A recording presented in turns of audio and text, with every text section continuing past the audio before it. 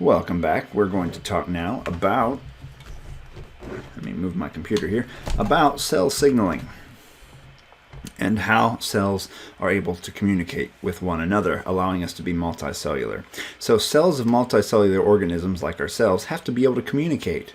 Otherwise, they would just be a bunch of single cells stuck together and not coordinating in any way, so they couldn't act as tissues and as organs, leading to organisms. This is generally accomplished in plants and animals and other things by chemical signals. Of course, animals also can have a nervous system, which you can learn more about in other courses.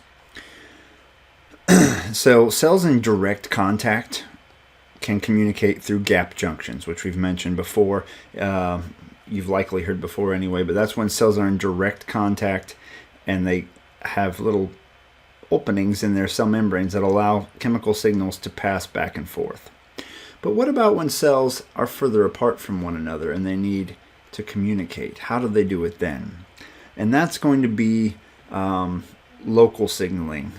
And then what if a cell in your brain wants to communicate with a cell in your big toe? That's going to be what we call long distance signaling. And there's different kinds of local signaling, different kinds of long distance signaling. I'm not going to talk about all of them. Here's an example of local signaling. This is a type of signaling known as paracrine signaling.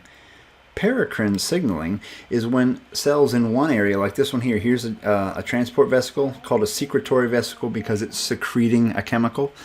It undergoes exocytosis and secretes these chemicals into the environment, which then target nearby cells and cause some kind of a reaction. Okay, that's an example of local signaling. Another kind of signaling known as autocrine signaling is when a cell secretes its own chemical and then it receives it itself, and that actually can happen too. Another example of local signaling is when one neuron has neurotransmitters released and are picked up by the next neuron.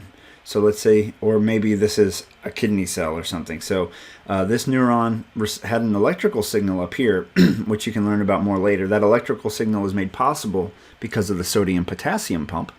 But once that electrical signal gets to the end of the neuron, then chemical signals turn on. Exocytosis kicks in, sending neurotransmitters that come out into this gap between cells. This is called a synapse. This gap right here, and then those neurotransmitters attach to this cell and they cause something to happen. That might just mean that it causes the next neuron to fire and the signal continues, or it might cause a response in this cell, depending on what cell that is. But that's a kind of local signaling there. Although overall, electrical signals from your brain to your foot, for example, is long distance signaling, but between each individual neuron or between the neuron and the cells it affects is a kind of local signaling. And then there's long distance signaling. Long distance signaling here is, this example is endocrine signaling, okay? Endocrine or hormonal signaling.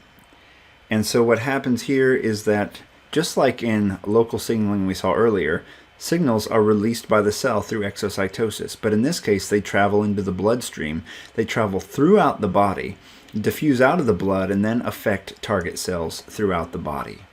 Okay? So that is an example of like your brain sending out adrenaline and it affecting your heart, affecting your liver, affecting all kinds of organs in your body at the same time. Now, how does this signaling work? We're not going to go into great detail here, but here's the basic parts of signaling. Three main parts: reception, transduction, and response. This begins with a signal molecule, or a ligand. We might call it a ligand because it binds to a receptor, and it docks with a receptor in the cell membrane. This receptor is a protein, an integral protein stuck in the cell membrane. But one thing I want you to see is this molecule does not come into the cell. It docks. It's not being transported inside. Instead, this receptor protein causes other molecules in the cell to change. Usually this happens because it adds phosphate groups to these molecules, or this one will add one to this one, and this one will add one to this one, turning on a chain reaction. Obviously, these probably came from ATP, adding, or a molecule like ATP. There's another one called GTP that might add a phosphate group to one of these molecules. But either way, we turn them on by adding a phosphate group. This is known as phosphorylation when you add a phosphate group. Anyway, but this signal is sent inside the cell through a process known as transduction. That's when you send the signal through the cell. And then lastly, that leads to some, oh, please bear with me, that leads to some kind of cellular response, such as an activation of some sort of other molecule, and whatever this signal was meant to cause to happen is the last step, response. Okay. Here's an example of one of these kinds of receptors. There's one kind known as a GPCR. This is a G protein coupled receptor. So what we have here is this G protein coupled receptor, and it's coupled with something known as a G protein, which is this thing here. And what happens is when a signal molecule docks, it turns on the G protein by taking a phosphate group off of GTP, which is guanine triphosphate, kind of like ATP. And that turns on this molecule. When that molecule is turned on, it is activated. It has the right shape to dock to this enzyme, which turns on a series of chemical reactions, which leads to a cellular response. Okay, so you have a couple parts here. One is the G protein receptor. 2, or the G protein coupled receptor. 2 is the G protein, and then 3, the next stage of this reaction that gets turned on when this G protein is activated. So the G protein, once it's activated with a phosphate group, is like the on switch for this enzyme.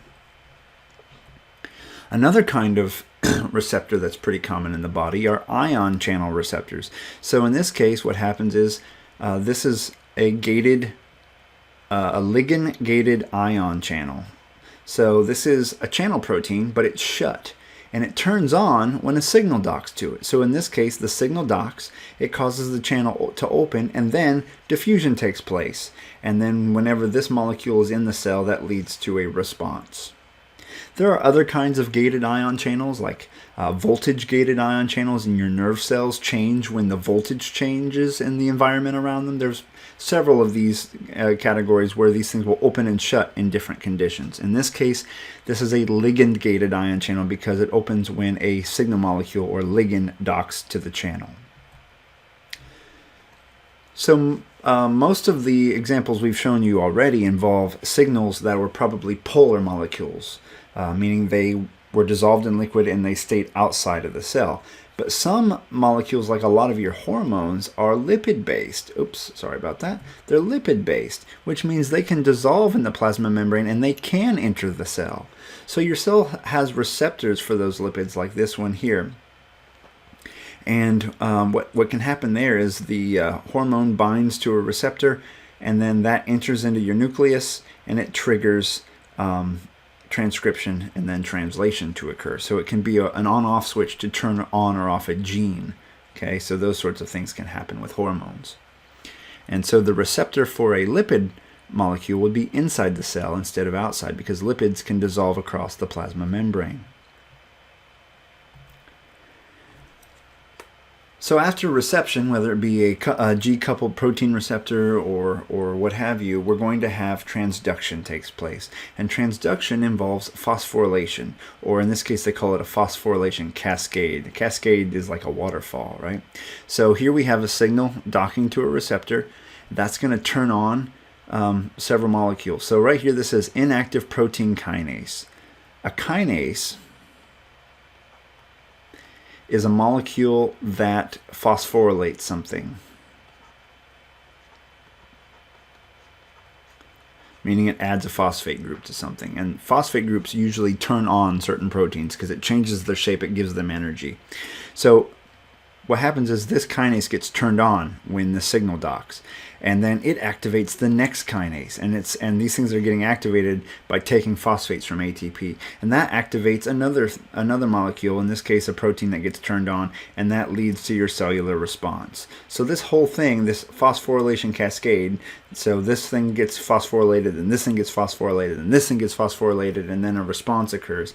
That is the transduction pathway. What's cool about that is it sends the signal, the transduction pathway sends the signal, but it can also amplify the signal. Meaning one molecule in the transduction pathway might turn on 2 here, and each one of those might turn on 2 down here, and by the time you're done, you might have turned on, 100 different molecules. So you've amplified the signal by phosphorylating lots and lots and lots of enzymes. So here's an example of a G protein coupled receptor that gets a signal sent. In this case, an example is epinephrine or adrenaline. It binds to the G coupled receptor. That activates the G protein, which turns on this enzyme. In this case, you don't have to memorize it, but adenylyl cyclase. That in turn is going to release a second messenger inside the cell. So this is something we have not yet seen. This is when this molecule gets activated, it produces another signal that diffuses throughout the cell. In this case, it's cyclic AMP. Cyclic AMP is like ATP with only one phosphate group, and it forms a ring. That's why it's called cyclic AMP.